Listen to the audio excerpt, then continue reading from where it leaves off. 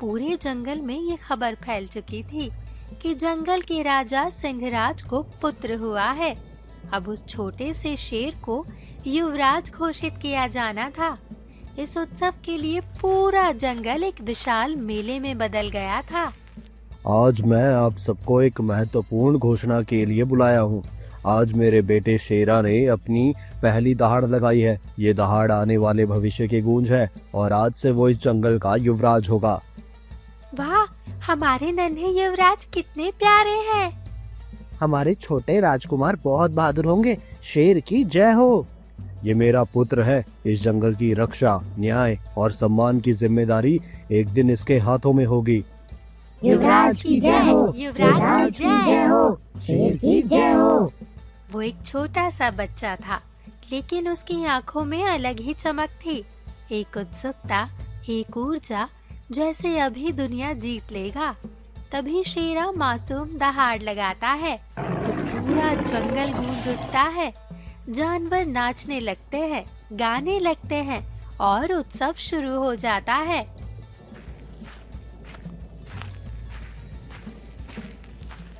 जग्गू, आज के उत्सव में मेरा छोटा भाई नहीं आया। क्या उसे पता नहीं था कि आज का दिन हमारे लिए कितना खास था? महाराज, आपके बाद आपके छोटे भाई युवराज बनना चाहते थे, लेकिन शेरा के युवराज घोषित होने पर वो आपसे बहुत नाराज है। ठीक है, चलो मैं अभी नरसिम्हा के पास चलता हूँ। आखिरकार वो मेरा छोटा भाई ही है। नरसिम्हा चुपचाप बैठा रहता है। उसके पास एक चूहा आता है और वो चूहे को पकड़कर कहता है, उम्मीद रखना बेवकूफ़ी है। हमें ही देख लो, हम कभी बादशाह नहीं बन पाएंगे और तुम कल का सूरज नहीं देख पाओगे। अलविदा मेरे दोस्त। मुझे छोड़ दीजिए महाराज, मैं गलती से आपके पास चला आया। जिंदगी बहुत जालिम है मेरी जान। किसी को मिलती है शाही दावत और किसी को मिलती है सिर्फ झूठन, और मेरी नज़र में हम दोनों बराबर हैं। हम दोनों को चाहिए आज़ादी। तभी जग्गू नरसिम्हा के पास जाता है। क्या आपको किसी ने बताया नहीं कि खाने के साथ खेलते नहीं महाराज? क्यों आए हो यहाँ? मैं आपको बताने आया हूँ कि सिंहराज आने वाले हैं, तो आज के जश्न में ना आने के लिए कोई अच्छा सा बहाना सोच लीजिए। ओह, तुम तो मुझे भूखे ही मार डालोगे। तुम्हारी वजह से मेरा खाना निकल गया जग्गू। अभी हुजूर को आने दीजिए, पागल हाथी की तरह भड़के हुए हैं वो। अच्छा, आपने तो मुझे डरा ही दिया। क्षमा करें महाराज, मुझे ऐसे मत बुरो। बचाओ बचाओ। तभी वहाँ महाराज सिंहराज आ जाते हैं। नरसिंह, छोड़ दो इसे। धन्यवाद महाराज, आपने मौत के मुंह से बचा लिया। देखो तो कौन आया है गरीबों के बीच। हमारे बड़े भाई साहब शाही जगह को छोड़कर आम जनता से मिलने कैसे आ गए? नरसिंह, मैंने आपको शेरा के जश्न में नहीं देखा। अच्छा, क्या जश्न आज था? मेरे दिमाग से उतर गया महाराज। आजकल आपका दिमाग बहुत फिसल रहा है। हुजूर के भाई होने के नाते आपको सबसे पहले आना चाहिए था। मैं अभी तक सबसे पहले ही आता था। भूल गए क्या, जब तक वो पिद्दी पैदा नहीं हुआ था? वो पिद्दी हमारा बेटा है और आपका होने वाला बादशाह। नरसिम्हा वहाँ से जाने लगता है। हमारी बात अभी खत्म नहीं हुई नरसिंह, मुझे पीठ मत दिखाओ। बिल्कुल ठीक कहा सिंहराज, बात तो अभी शुरू हुई है। बगावत कर रहे हो, तुम्हें पता है इसका अंजाम क्या हो सकता है? इतना गुस्सा? मैं तो शायद सपनों में भी बगावत नहीं कर सकता महाराज। ये बोलकर नरसिम्हा वहाँ से जाने लगता है। जाने दीजिए हुजूर, हर खानदान में ऐसा होता है। हमारे यहाँ तो कई है जो हर एक जश्न को खराब कर देते हैं। समझ नहीं आता अब इसका क्या करूं। महाराज, इस नालायक को तो वर्षों पहले आपने राज्य से निकाल देना चाहिए था। वो मेरा भाई है जग्गू, ये उसका भी घर है। जब तक मैं राजा हूँ वो यहीं रहेगा।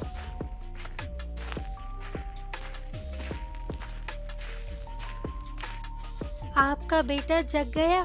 पता नहीं इतना बदमाश कैसे हो गया है। मैंने सुना है आप भी बचपन में ऐसे ही थे। अच्छा, ये मत भूलिए कि आपका भी बेटा है, और जब बदमाशी करता है तब मेरा बेटा, और जब शांत रहता है तो आपका। वाह। उठिए पापा, आपने वादा किया था हम घूमने चलेंगे, अभी आप उठ नहीं रहे। ठीक है, चलो घूमने चलते हैं। दोनों घूमने के लिए निकल जाते हैं। देखो शेरा, जहाँ तक तुम्हारी नज़र जा रही है वहाँ तक हमारी हुकूमत है। याद रखना, हर एक बादशाह की हुकूमत सूरज की तरह होती है। एक दिन हमारे हुकूमत की सूरज ढलेगा और आपकी हुकूमत का सूरज उगेगा। तो क्या ये सब मेरा होगा पापा? मैं इन सब का मालिक होऊंगा? और वो अंधेरी सी जगह जहाँ अंधेरा छा रहा है, वो क्या है? वो हमारी सरहद से बाहर है, वहाँ जाना मना है। वादा करो तुम वहाँ कभी नहीं जाओगे। लेकिन एक राजा तो सब कुछ कर सकता है, कहीं भी जा सकता है ना? एक राजा जो कुछ भी करता है जिम्मेदारी के साथ करता है। उसे सबके बारे में सोचना पड़ता है और सिर्फ अपनी भलाई के लिए कुछ दाव पर नहीं लगा सकता। जी पिताजी। हमारे सभी संबंध आपसी तालमेल के साथ चलते हैं और बादशाह होने के नाते हमें तालमेल को बनाए रखना चाहिए। चींटी से लेकर हिरण तक हमें सबको इज्जत देनी चाहिए। चलो अब घर चलते हैं। लेकिन हम तो हिरण खाते हैं ना? हाँ शेरा, भले ही हम हिरण को खाते हैं, लेकिन ये प्रकृति का चक्र है। जब हम मरते हैं तो वो घास बनता है और वही घास हिरण खाता है। इसी तरह हम सब प्राणी एक दूसरे के जीवन से जुड़े हैं। इलाका घूमने के बाद शेरा नरसिम्हा से मिलने जाता है। चाचू, क्या आपको पता है? हमें पहेली बुझाना पसंद नहीं छोटे सरकार, आप यहाँ से चले जाइए। मैं एक दिन इस राज्य का राजा बनूंगा, आपका भी राजा बनूंगा। आज पापा ने मुझे पूरा इलाका दिखाया है, मैं उस पर राज करूंगा। अच्छा है, मगर माफ करना, मैं खुशी से नाच नहीं सकता। बूढ़ा हो गया हूं ना, कमर में दर्द है। जब मैं राजा बनूंगा तो आप क्या बनेंगे? एक बंदर का चाचा। आप कितने अजीब है ना, और वैसे ही अजीब अजीब बातें भी करते हैं। अच्छा, एक बात बताओ, तुम्हारे पापा ने तुम्हें सब कुछ दिखाया, लेकिन उस काली पहाड़ी के पीछे क्या है, ये बताया तुम्हें? नहीं बताया। मैंने जिद भी की, फिर भी नहीं बताया, और वहां जाने से भी मना कर दिया। सही किया, नहीं बताया। वो बहुत खतरनाक जगह है, वहाँ सिर्फ बहादुर शेर जाते हैं, तुम्हारे जैसे बंदर नहीं। मैं भी बहादुर हूँ, क्या मैं वहां जा सकता हूँ? आप बताइए। माफ करना शेर, मैं नहीं बता सकता, क्योंकि मुझे तुम्हारी भलाई का ख्याल है। और वैसे भी आपका अकेला भतीजा हूँ मैं, मुझे कुछ हो गया तो राजा कौन बनेगा? इसीलिए तो मुझे तुम्हारी भलाई का ख्याल है। प्लीज चाचू बताइए ना, वहाँ क्या है? क्या आप मुझसे प्यार नहीं करते? आप मुझसे वादा करिए कि आप वहाँ कभी नहीं जाएंगे। याद रखिएगा, ये सिर्फ हमारे बीच में रहेगा। ठीक है चाचू। वहाँ छोटे छोटे हाथियों का झुंड रहता है, ठीक तुम्हारी तरह। दिन भर खेलते हैं, मस्ती करते हैं और खुश रहते हैं। नरसिम्हा ने सत्ता न मिलने के आक्रोश में शेरा से झूठ बोल दिया। नरसिम्हा सोच रहा था कि बिना कुछ किए ही सांप भी मर जाएगा और लाठी भी नहीं टूटेगी। मिम्मी, तुम मेरे साथ चलो, मुझे एक बढ़िया जगह पता चली है। तो कहाँ जा रहे हैं हम? कोई बेकार सी जगह नहीं होनी चाहिए, नहीं तो मैं तुमसे बात नहीं करूँगी। अरे नहीं, वो बहुत बढ़िया जगह है। हम हाथियों के गांव जा रहे हैं, जहाँ हमारे जैसे छोटे छोटे हाथी हैं। हाँ ठीक है, चलो, बहुत मजा आएगा।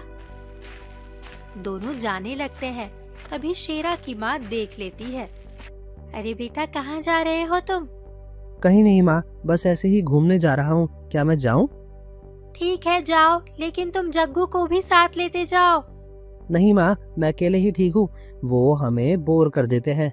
शैतानी नहीं, जो मैंने कहा वो करो, तुम जग्गू को साथ लेते जाओ। ठीक है। जग्गू, शेरा और मिमी हंसी मजाक करते हुए रास्ते पर चल रहे थे। तीनों बेफिक्र थे। उन्हें बिल्कुल अंदाजा नहीं था कि वे जिस ओर जा रहे हैं वो जंगल का बहुत ही खतरनाक इलाका है। शेरा, हम गलत रास्ते जा रहे हैं। हाथियों का झुंड तो इधर है, लेकिन हमें उधर से जाना है। ये रास्ता बहुत सुंदर है और बहुत मजा भी आएगा। आपके उत्साह के गुब्बारे से हवा निकालने के लिए माफी चाहता हूँ, लेकिन हम सीधे ही जाएंगे और मेरे होते हुए आप गलत रास्ता नहीं जा सकते। तो समझो नौकरी गई। ओह, अच्छी कोशिश थी, लेकिन ये सिर्फ राजा कर सकते हैं। लेकिन ये भी तो युवराज है, तो तुम वही करोगे जो हम कहेंगे। अभी तो आपकी बात नहीं मानूंगा। अगर ऐसी ही आपकी आदत रही तो आप अच्छे राजा नहीं बनेंगे। मुझे तो ऐसा नहीं लगता, मैं अच्छा राजा बन जाऊंगा एक दिन, ख्यालों में। और महाराज, पहले पजामा पहनना तो सीख लीजिए। ये बोलकर शेर और मिमी इधर उधर भागने लगते हैं और जग्गू को चकमा देकर भाग जाते हैं। चाल कामयाब, दे दिया चकमा। मैं अक्लमंद हूँ ना। अच्छा, लेकिन तरकीब तो मेरी थी। हाँ, लेकिन चाल मैंने चली थी। मेरी मदद से ही। दोनों लड़ते लड़ते काली पहाड़ी के पास पहुंच जाते हैं। वाओ, यही वो जगह है, लेकिन ये कितनी भयानक जगह है। हाँ, भयानक तो है और मुझे डर लग रहा है कि हम मुसीबत में ना फंस जाए। चलो और आगे चलकर देखते हैं। तभी अचानक से जग्गू आ जाता है। खबरदार, आगे गए तो हम आपके सीमा से बहुत आगे आ गए हैं। जग्गू डर रहा है, डरपोक जग्गू, डरपोक जग्गू। मुझे इस नाम से मत पुकारिए शहजादे, और इस वक्त हम पर बहुत बड़ा खतरा है। तभी अचानक से खतरनाक भेड़िया निकलता है। वाह भाई, वो देखो, ये कौन आया है। चलो चले आए बिन बुलाए मेहमान। मैं भी इन्हें नहीं जानती, शायद ये घुसपैठिए है। ये तो एक इत्तेफाक था कि हम लोग यहाँ आ गए। हम लोग रास्ता भूल गए थे। आप यकीन करें, तुम शायद मुझे नहीं जानते। मैं होने वाला राजा हूँ। तुम लोग अभी मेरे सामने झुको। इस छोटे सरदार को तो देखो। आप सीमा से बाहर निकलने का अंजाम जानते हैं राजा जी। जिंदगी भर ऐसी लजीज खाने की तलाश थी, आज तो ऐसी किस्मत जाग उठी कि एक राजकुमार को खाएंगे हम। तुम मेरा कुछ नहीं बिगाड़ सकते। कितना मासूम है ना ये बच्चा। वैसे मैं बिगाड़ सकता हूँ क्योंकि तुम हमारे इलाके में हो। इन्हें जाने दो, इनसे गलती हो गई। लेकिन अगर तुमने गलती की तो महाराज लाशें बिछा देंगे। देखो ना, देखो, मैं डर के कांप रही हूँ। हमें भागना पड़ेगा, नहीं तो ये हमें सच में मार देंगे। जग्गू, शेरा और मिमी भागने लगते हैं और लोमड़ी और भेड़िया उनका पीछा करते हैं, जैसे भेड़िया उनको जकड़ने वाला होता है। तभी अचानक से सिंहराज आ जाता है। अच्छा हुआ कि तू भी आ गया, आज दोनों यही मरेंगे। अपनी जबान संभाल भेड़िए, इस जंगल का राजा मैं हूँ और मेरी ताकत तू जानता नहीं। आज तेरा बेटा मरेगा और उसके बाद तू।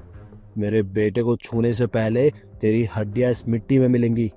तू राजा है इसलिए नहीं, तू जिंदा है क्योंकि मैंने अब तक चाहा है, और तू जिंदा है क्योंकि मौत भी तुझसे घिन करती है।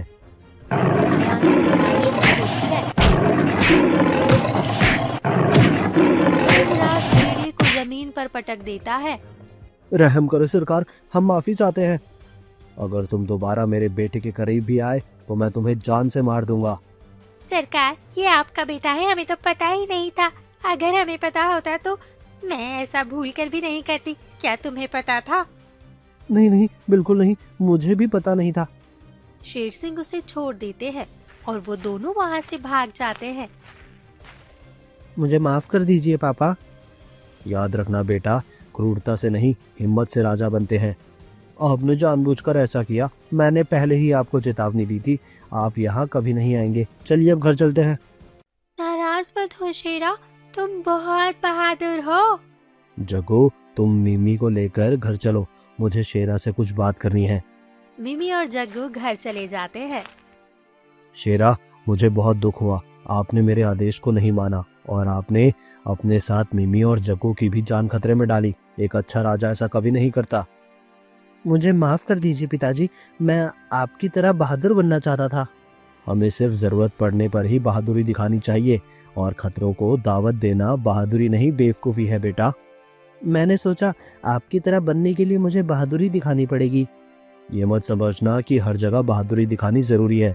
असली राजा वही होता है जो सही वक्त पर सही लड़ाई लड़ता है। लेकिन आप तो किसी से नहीं डरते ना। लेकिन मैं आज डर गया। खोने का डर किसी भी बहादुरी से बड़ा होता है। बिना मतलब खतरा लेना बंद करो, तुम्हारे पापा का दिल बैठ जाता है। क्या आप सच में डरे? हाँ, हमें लगा हम आपको खो देंगे। अच्छा, इसका मतलब बादशाह भी डरते हैं। लेकिन एक बात कहूँ? हाँ कहो। वो भेड़िया आपसे ज्यादा डरे हुए थे। वो इसलिए कि आपके पापा से कोई नहीं उलझता। आपके पापा सबसे ताकतवर है। चलो अब घर चलते हैं।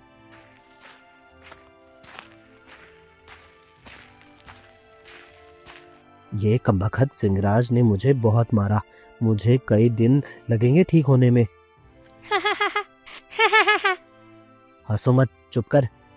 दोनों आपस में बात करते हैं। तभी एक और भेड़िया आता है। बस करो तुम लोग, छोटे बच्चों से हार कर एक दूसरे से लड़ रहे हो, शर्म आनी चाहिए तुम लोगों को। वैसे मैं याद दिला दूं कि उन्होंने आपको भी बेवकूफ बनाया था। और अब इस लड़ाई का परिणाम ये होगा कि हम लोग भूखे मरेंगे, क्योंकि अब हम उनके क्षेत्र में जाकर शिकार नहीं कर सकते। लेकिन मुझे भूखे नहीं मरना। काश यहाँ वो शेर नहीं होता तो इस जगह पर सिर्फ हमारा राज होता। शेर बहुत गंदे होते हैं, बदसूरत होते हैं, बदबूदार होते हैं। तभी पीछे से आवाज आती है। अरे नहीं, हम शेर इतने भी बुरे नहीं होते। ओ नरसिंह, तुम हो क्या? मुझे लगा फिर से सिंगराज आ गया, मैं तो डर ही गया था। हमने वो बच्चे तुम्हें तोहफे में भेजे थे, लेकिन अफसोस है कि तुम लोग निकम्मे निकले। तुम लोगों को बच्चों ने बेवकूफ़ बना दिया। ऐसा नहीं है नरसिंह, वो बच्चे अकेले नहीं थे, इसलिए वो हमसे बच गए। अब तुम लोग ध्यान से सुनो, हमारे लिए एक सुनहरा मौका आने वाला है और हमारी परेशानियां खत्म होने वाली है। तुम सब तैयार हो जाओ। हम सब तो तैयार हैं, पर कैसा मौका और किस लिए? राजा की मौत के लिए और शेरा का भी। आपको ये हमारा वीडियो पसंद आया हो तो प्लीज़ हमारे चैनल को सब्सक्राइब करिए और हाँ, वीडियो को लाइक करना मत भूलिएगा। धन्यवाद।